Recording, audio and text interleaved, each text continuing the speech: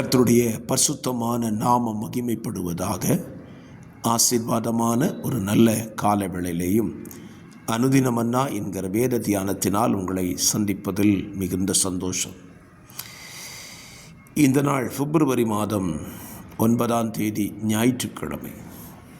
இந்த கால வேளை தியானத்திற்காக யாத்திராகமம் 15ஆம் அதிகாரத்தை தியானத்திற்கு எடுத்துக்கொள்வோம். 27 வசனங்களை உள்ளடக்கின ஒரு அதிகாரம். இந்த அதிகாரத்தில் 2 சிறப்பு அம்சங்களை நம்மால் பார்க்க முடிகிறது. ஒன்று, இஸ்ரவேல் ஜனங்களின் முதலாவது பாடல், தேவனை உயர்த்தி பாடுகிற பாடலை இந்த அதிகாரத்தில் நீங்கள் வாசிக்க முடியும். இரண்டாவது, இஸ்ரவேல் ஜனங்களுக்கு தேவனுக்கு விரோதமாய் முறுமுறுத்ததையும் இந்த அதிகாரத்தில் நீங்கள் வாசிக்கலாம். நமது வாழ்க்கையில் துதிப்பதும் தேவனை முறுமுறுப்புவதும் இணைந்தே போய்கொண்டிருக்கிற ஒரு வாழ்க்கை. சில நேரத்தில் கர்த்தரை நல்லா துதிப்போம், சில நேரத்தில் உட்கார்ந்து ஆண்டவர்கிட்ட முறுமுறுத்துட்ருப்போம். இந்த ரெண்டும் நம்முடைய வாழ்க்கையிலே நல்லது அல்ல. தேவனை துதிக்கிற வாயினாலே தேவனை முறுமுறுப்பதை தேவன் விரும்பாத தேவன். நன்மை செய்யும்போது தேவனை துதிக்கிறோம், நன்மை நடக்கவில்லை என்றால் முறுமுறுக்க ஆரம்பித்து விடுகிறோம். அப்படி அல்ல. அவர் நன்மை செய்தாலும் நம்முடைய தேவன், நன்மை செய்யாதிருந்தாலும் அவர் நம்முடைய தேவன். எப்பொழுதும் எந்த காலத்திலும் அவரை நாம் துதிக்க கடமைப்பட்டிருக்கிறோம். இந்த நாள் விசேஷமாய் நமக்கு தேவனை துதித்து ஆராதிப்பிற்கும்படியாக கொடுக்கப்பட்ட நாள். இன்றைக்கு எதற்காக ஆலயத்துக்கு வர வேண்டும், ஏன் நான் ஆலயத்தில் வர வேண்டும் என்று கேட்பீர்களானால், கர்த்தர் உங்களுக்கு செய்த நன்மைகளை எண்ணி தேவனால் தெரிந்து கொள்ளப்பட்ட ஜனத்தோடு சேர்ந்து தேவனை ஆராதிப்பதற்குத்தான் நீங்கள் ஆலயத்துக்கு வர வேண்டும். ஆலயத்துக்கு வரும்பொழுது அங்கே ஐக்கியமும் அந்யோன்யமும் உண்டாகிறது. நீங்கள் தனித்திருந்து தேவனை துதிக்கலாம், பாடலாம், செய்யலாம், இல்லை என்று சொல்லவில்லை. ஆனால் அந்யோன்யமும் ஐக்கியமும் தேவ பிள்ளைகளுக்கு மிக மிக அவசியம். கர்த்தர் நல்லவர். இந்த 15ஆம் அதிகாரத்தில் இஸ்ரவேல் ஜனங்கள் கர்த்தரை துதித்து பாடுகிறார்கள்.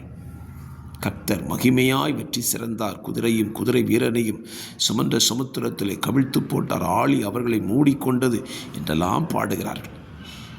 ஜனம் பாடும்போது மிரியாமும் பாடினாள் அப்படின்னு இருக்கும் பாருங்கள்.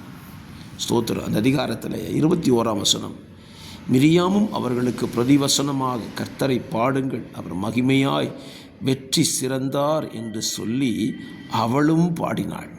ஸ்தோத்திரம். இந்த பாடலை குறித்து கொஞ்சம் கவனிங்க. இன்றைக்கி சபைகளில் பாருங்கள், பாடல் நடத்துவதற்குன்னு ஒரு கொயர் அல்லது ஒரு டீம் இருக்குது. அவங்க தான் பாடுறதை பார்க்க முடிகிறது. ஆனால் கேட்குற ஆடியன்ஸ், ஜனம் கர்த்தரை பாட வேண்டும். இங்கே இஸ்ரவேல் ஜனங்களும் பாடினார்கள். அந்த பாடலை முன்னெடுத்து நடத்தினதான மிரியாமும் மோசேயும் சேர்ந்து பாடினான், ஆரோனும் பாடினான். ஆக சமஸ்த சபை தேவனை பாடி ஆராதித்தது. இந்த காலவெளியிலே ஆலயத்துக்கு செல்லும்படி நீங்கள் ஆயத்தமாகி கொண்டிருப்பீர்கள். உங்களை பார்த்து நான் ஒன்று சொல்லுகிறேன். உங்கள் ஆலயத்திற்கு நீங்கள் போகும்போது நீங்களும் பாடுங்க, உங்கள் சபை கொயரும் பாடட்டும், போதகரும் பாடுவார். சில இடத்துல நடக்குது, போதகர் பாடவே மாட்டார், கொயர் மட்டும் பாடும்.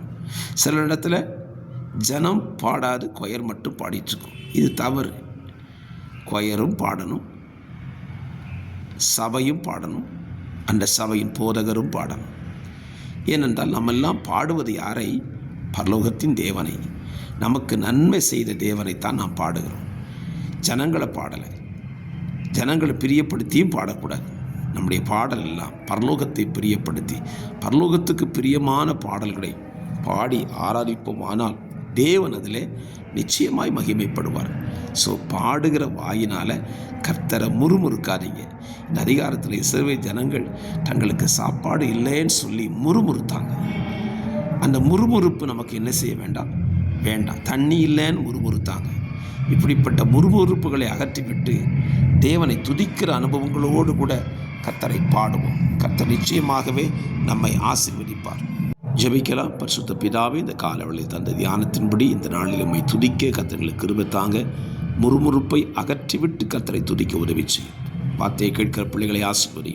இயேசுவின் நாமத்தில் பிதாவே, ஆமென்.